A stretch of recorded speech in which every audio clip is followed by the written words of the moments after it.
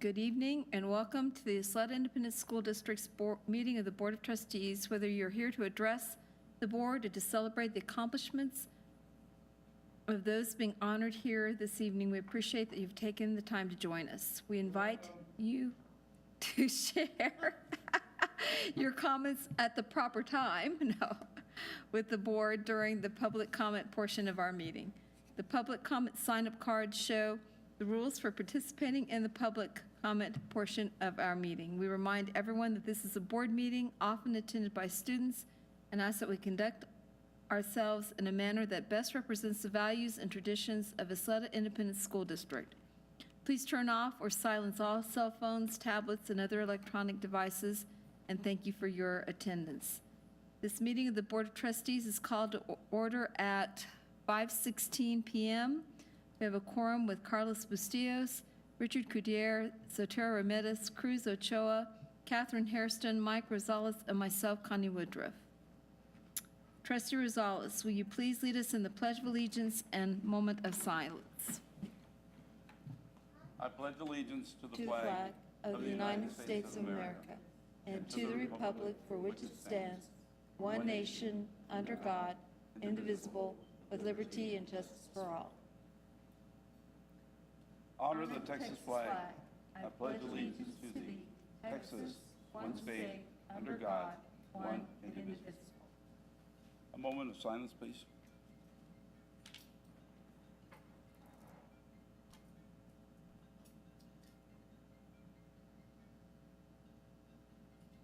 Thank you.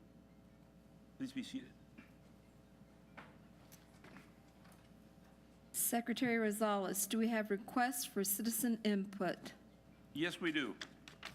I would first call Mr. Jaime Abeitia to the podium.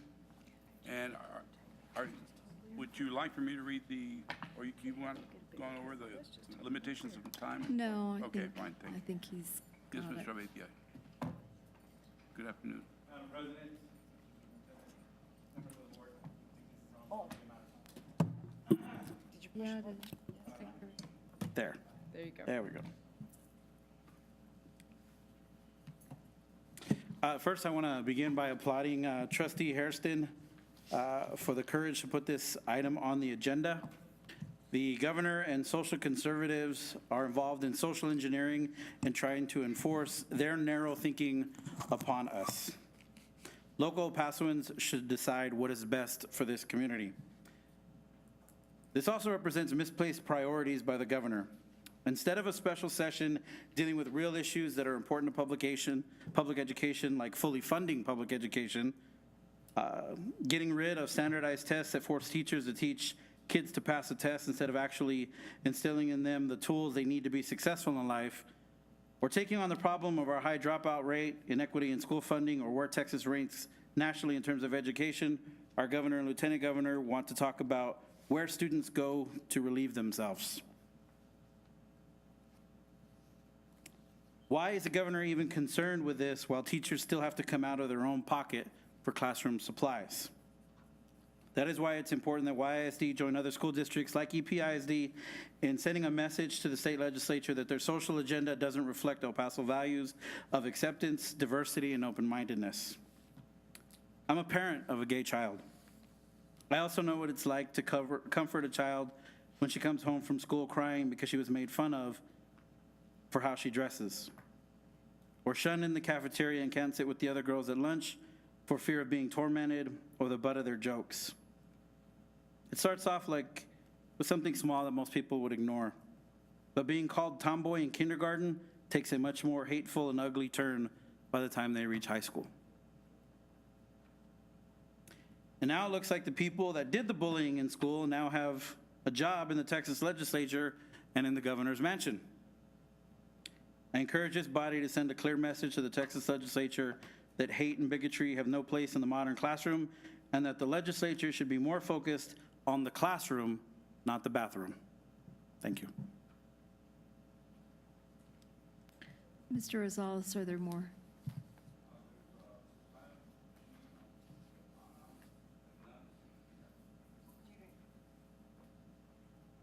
By the name of Giovanna Hernandez. They Can't can't hear it? hear you. Can you hear it now? I did? No, I'm on. The next speaker is Giovanna Hernandez.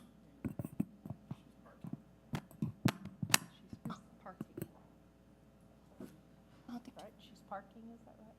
Yes, she's Is she present? She's, her car. she's here, she's parking her car.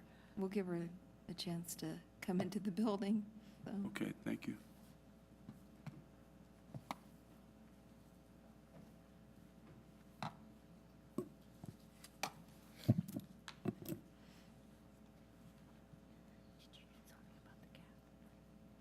No, I thought that was gonna fall. So it's just grabbing. Oh, yeah, I'm wondering legislatively if there is a cap, because we were talking about transactional work and alleviating them of the need to approve. Okay. There's some on, I think, CB construction.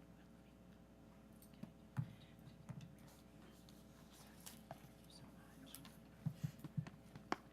The cap, the dollar caps, right here's on what you have to have a procurement process not on when the board approves.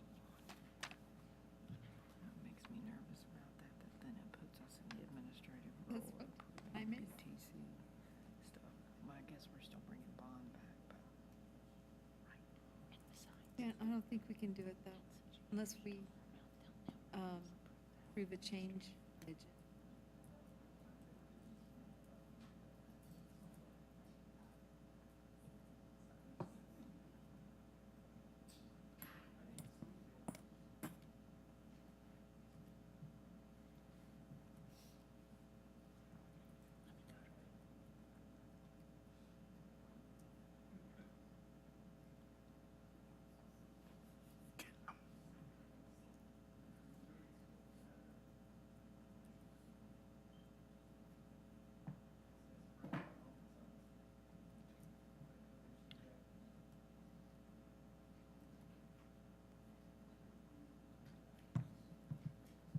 Where'd you park?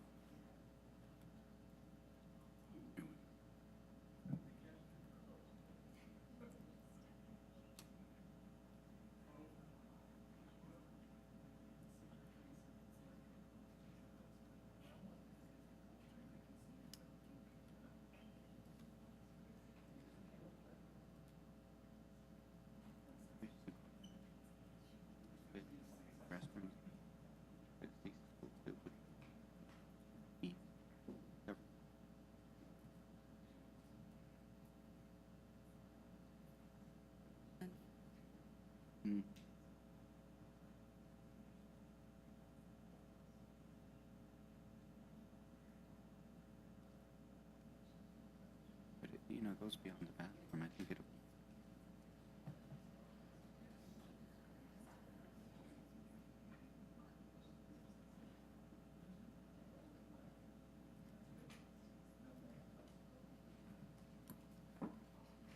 Good afternoon. Are you Ms. Giovanna Hernandez? Yes, sir. Thank you.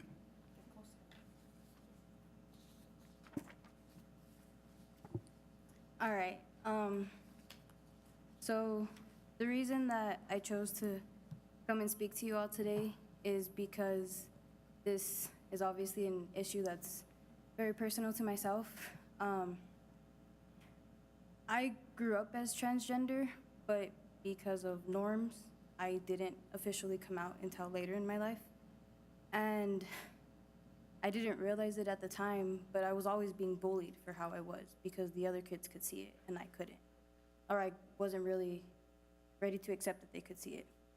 The reason that I bring the bullying part up, or the bullying issue up, is because that happens as early as 3 and 4 years old. And I know that because my nephew, who is 4 years old and has a disability, was 3 years old and had transitioned from daycare that had him in, I guess, a safe area. It was safe to him because he was with kids who were like him. It was out downtown, and it had kids with disability as well as kids who didn't have disability, but they mixed them very well. He went from that to pre-K, which was like the Head Start that they have him at. But in daycare, he was okay wearing his bib because his disability, he doesn't have control over his bottom jaw. So he drills a lot, and he was okay wearing his bib at daycare. It was safe to him. Transitioning to pre-K in the district, he got bullied. And he doesn't speak verbally, so he wasn't able to tell us, I'm being picked on. But he can display it. So he went from being safe and wearing his bibs and cooperating to fighting us on the bibs. He got very, very defensive. And to me, the only way that that would come up is if he was being picked on because he was different. He looked different than all the other kids. Aside from the bib, he also has the toddler glasses that he had at the time. He threw them out the window because for that as well, they were different than other kids. He didn't like it. He doesn't like being different because at such a young age, they're trying to learn how to be with people. They're trying to learn how to interact with other children and just other people. And the other people are children their age. But if the children their age are excluding them for how they look, then they can't interact. So to make sure that he was okay or normal, he got rid of everything that made him different. He's now 4 years old. He just turned 4 years old in June. So at 3 years old, he knew that he had to get rid of everything that was different. So it starts as early as 3 and 4 years old. And if they can see things that are different, why are we going to point out things that are different? Hey, this is where they're going because they're different. And I don't understand how this is any different from when we were marking it as the colored restrooms or the colored water fountains. It's just labeling it differently. If that's my time, I'm good to go. Thank you Thank very you. much, ma'am.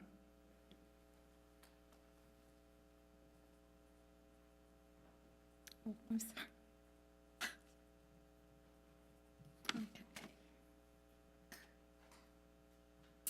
Okay, so we're going to move on to action item number 1, authorization for letter to Texas Legislature in opposition to the bathroom bill. Ms. Hairston, would you like to speak to this item? Hello? I brought this issue to the district because I think it's important that the state hear loud and clear that we reject state-level policies that encourage discrimination, especially towards children. I have 2 main reasons for presenting this item. 1, the importance of local control and decisions that affect our community, and the importance of providing a safe environment for all students. YISD prides itself on inclusion for all types of children.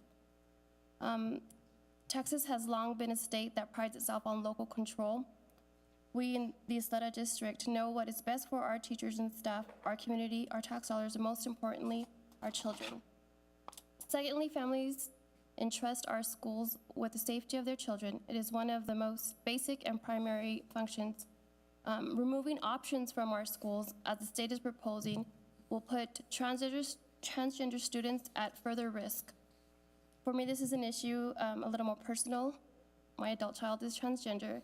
I know what it is like. I know what she went through in school. And I wouldn't want any child to be further ridiculed due to a policy that the state is imposing on us. K through 12 is very important developmentally, and I think it's our duty to say loud and clear to the state that these policies that they are trying to infringe on us as a district is not something that we want to impose on our children and our community. This is an issue of basic humanity. Our schools need to be safe havens for our children, and we want to continue to provide that type of environment for them. Thank you. If there's any further discussion, please raise your electronic hand.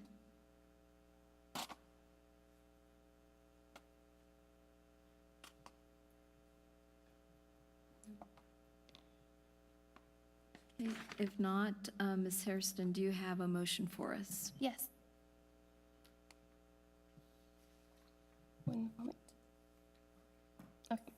I move to authorize the superintendent and our school board to sign a letter to the Texas Legislature in opposition to Senate Bill 3, also known as the bathroom bill. May I have a second? Go ahead and press your mover button, please. Catherine? Okay, everybody may vote.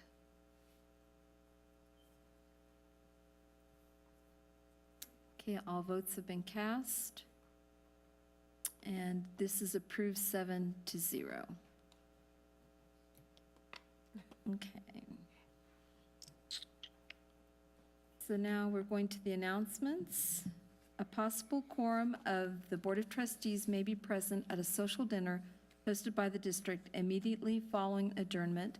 The location of the dinner will be announced prior to the adjournment in accordance with Government Code 551.0014B. Such gathering of a quorum does not constitute a meeting of the Board of Trustees, as no formal action will be taken, and any discussion of public business is incidental to the nature of the gathering. Okay. The agenda has been completed. I'm going to go ahead and announce the place where our dinner's going to be. Hayashi Hibachi Restaurant, 10501 Gateway Boulevard West. May I have a motion to adjourn? Thank you.